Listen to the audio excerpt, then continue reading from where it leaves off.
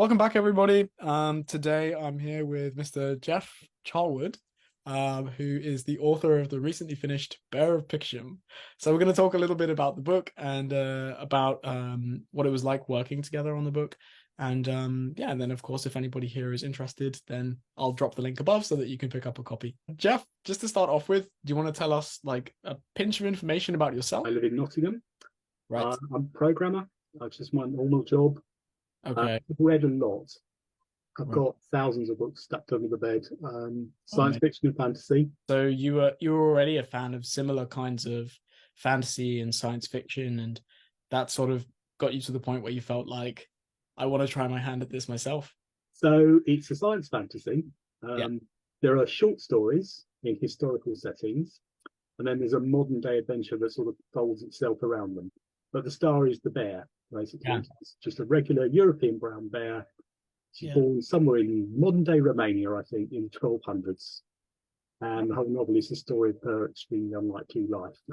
Right. And the bear sort of carries through all of the stories and moves from time and setting to time and setting and meets different other characters and sort Exactly. of weaves everything together. And when we started working together, Geoff, what kind of stage were you at with the book for content? So I had written probably 8 to 10 chapters. I just sprawled it all over my phone. So that they were, but it wasn't really going anywhere. I kind of stalled. So Yeah, so the first draft wasn't finished yet, and you were stalling out a little bit. And what kind of things were you struggling with at that point? Like, why did you find yourself stalling? because I looked at it and I thought, well, this is lovely. I've built myself this little fantasy world, and it was Yeah, wonderful for me. But there was nothing in it for anybody else. yeah, There was no antagonist even, really. yeah, I think when we first started, I had to force myself to invent an antagonist to make it yeah. interesting to other people. Add some conflict. Yeah, Yeah, exactly.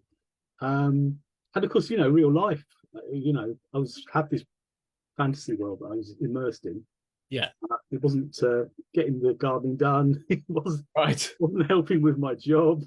It was difficult to balance it with everything else, like juggle it with everything Exactly else. that. Yes. Yeah, I think a lot of people watching will be able to relate to that. Yes. But somehow, in spite of that, by some miracle, you managed to finish in pretty record time, actually. I mean, what was it, 7 or 8 months or something?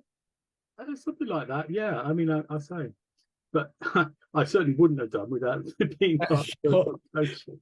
What did you what did you find helpful when it came to kind of fixing those problems and working together? What was the most helpful thing for you? Well, initially, it was definitely the accountability. I mean, I've heard that expressed by other people as well. Yeah. Turning up and having somebody to say, "What have you been doing?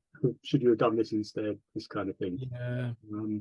That was initially the biggest thing for me to, and essentially that's what pushed me over the line. Yeah. Um, but then once I got started and I looked at your enormous list of videos, Yeah. Sure. for a while I was a bit overwhelmed. Yeah. But then I looked at, I scanned through it and I thought, yeah, this is good stuff. These are people who know what they're talking about. Sure. They have, these are nuts and bolts of literature to write a book. And of Yeah. course, when you're in it, it's the most difficult bits that are the best because they're the ones Yeah. that really stretch you and actually teach you how to do things you just didn't think you could do. Yeah, absolutely. Absolutely. And that's interesting because now you're moving into starting gradually on the second book. Yep. Well, I guess the main focus for now is just trying to get the first one out and Yeah, find this some. is the big thing. But yeah, I started on a prequel. I'm going to offer that hopefully as a bit of a freebie for people who are Ah, interested. And cool. then I'll also roll it into the next book, which will be a collection of short stories which are set in and around the universe of the first book. Awesome. Okay. I'm curious also what would you say is like the biggest lesson that you feel like you learned from having finished that first novel that you're now carrying into writing the next ones? It, the biggest thing I always struggle with is the planning. I mean, in life Mm, as well as writing, but it's absolutely important. yeah. So I'm a pantser. You talk about this a lot in some of your Yeah. books, Yeah. and I'm never going to get away from that entirely. But the point is, you can mix it up. So Yeah. you pants a bit, you plan a bit, you pants a bit, you plan a bit. You Yeah, sort of join up the two techniques. exactly. And before you know it, you've actually got something that is a structure, a narrative, as opposed to just random bits of writing.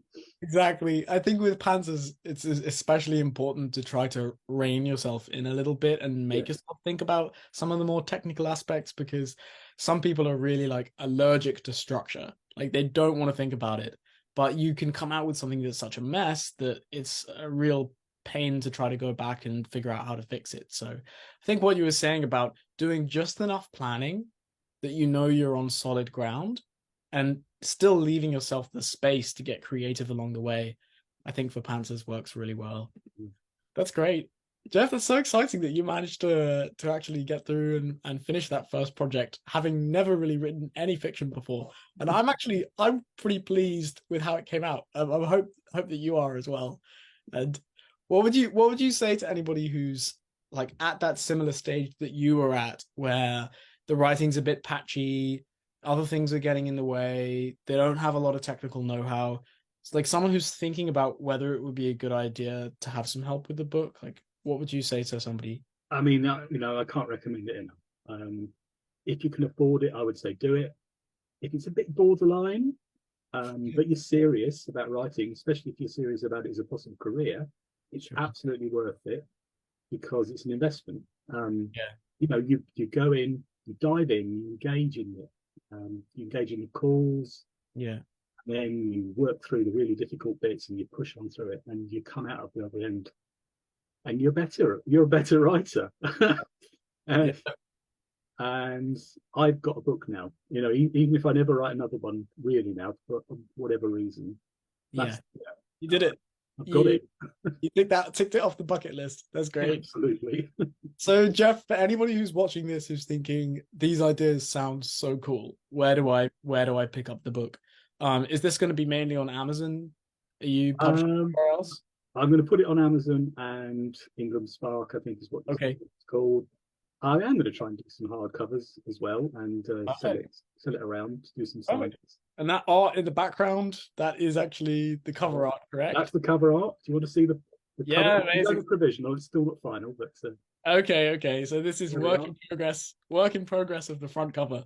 Yeah, Nice, that's amazing. the So Bear of Peitersham. perfect. Show. I mispronounced it. That's all right. Everybody does, but Yeah, yeah. So for anybody who's looking at that book and thinking that's beautiful, I want to get that on my shelf. I'll put the link up above so that yeah, you guys can pick that up. Yeah. Other than that, again, massive congratulations for finishing the book, thank you. and I hope everyone picks up a copy. Amazing. Thank you, Geoff. Thank you.